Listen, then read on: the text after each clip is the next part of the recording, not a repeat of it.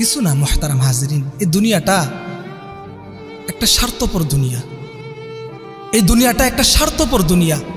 এই দুনিয়া কারোর জন্য থেমে নাই।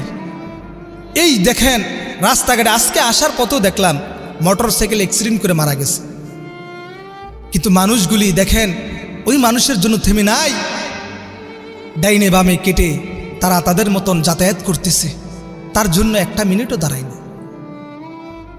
আমার জন্য আপনার জন্য এই দুনিয়া থামবে না। দুনিয়া দুনিয়ার গতিতেই চলবে, দুনিয়া দুনিয়ার গতিতে চলবে। কিন্তু আপনি যদি দুনিয়ার জমিন থেকে আমল করে না যান, কিন্তু আমার আপনার কবরে কিন্তু অস্তিত্ব থাকবে না। আল্লাহ তাআলার নেয়ামত খেয়ে, আল্লাহ তাআলার নেয়ামত ভোগ করে একটা ঘন্টা সময় যদি আল্লাহ তাআলার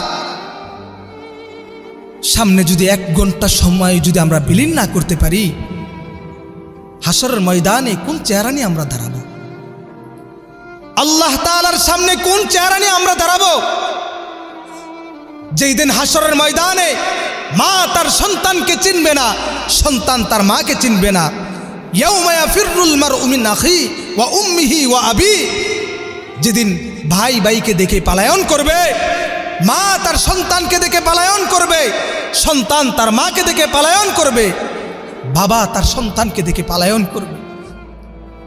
পয়গম্বর আদম থেকে ঈসা পর্যন্ত প্রত্যেকটা পয়গম্বর বলবে ইয়া নাফসি, আল্লাহ তুমি আমাকে বাঁচাও।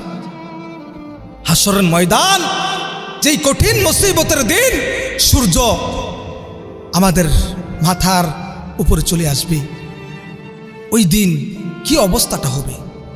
যে তামার ময়দান এই সূর্যর তাপে,